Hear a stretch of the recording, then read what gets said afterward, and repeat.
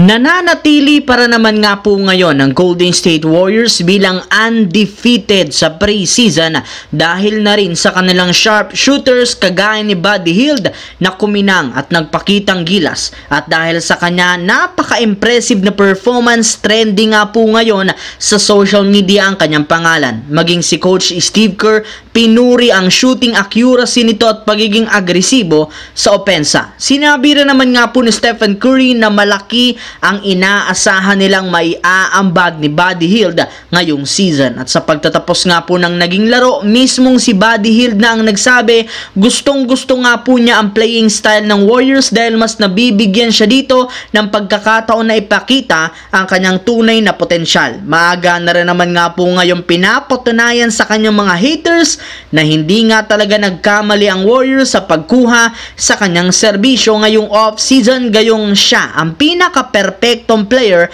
na papalit sa pwesto ni Klay Thompson. Samantala, for the first time simula ng tanggalin ng Los Angeles Lakers ang kanilang dating head coach na si Darvin Ham, makakatapat na nga itong muli sa pagpunta ng kanilang team sa Milwaukee para kalabanin ng Bucks sa isang preseason game. At bago pa magsimula ang laban, inanunsyo na nga po ng Lakers na hindi na naman dito maglalaro sina Jared Vanderbilt, Christian Wood at si Christian Coloco dahil sa injury nila. Pagdating naman kina LeBron at Davis, as of today, hindi pa rin naman pinapaalam ng Lakers kung maglalaro sila o hindi. And speaking of LeBron, mas umingay nga po ang balita sa social media na galit nga ito at ang kanyang mga kakampi kay Darvin Ham matapos niyang sabihin na hindi niya nagustuhan ang paglimita ng kanyang playing time last season. Sa kabila ng kanyang edad, alam nga po niya na mas healthy at mas malakas siya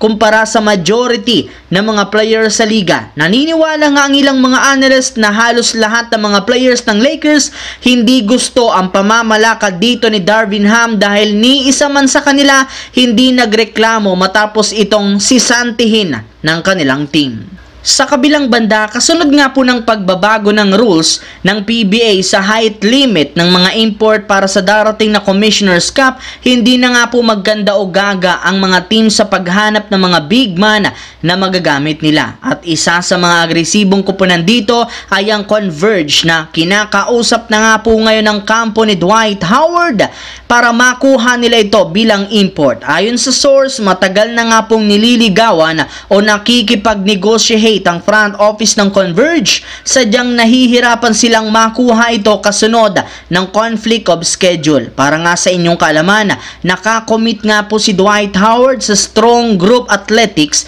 na lalaban sa Dubai International Competition sa unang mga buwan next year sabay sa laro ng PBA Commissioner's Cup. Kaya ginagawa na nga ito ng paraan ng Converge at ang kampo ni Dwight Howard upang magtugma ang kanilang schedule. Pero kung sakaling mabigo silang makuha si Howard, pinag-iisipan nga po nilang kunin si DeMarcus Cousins.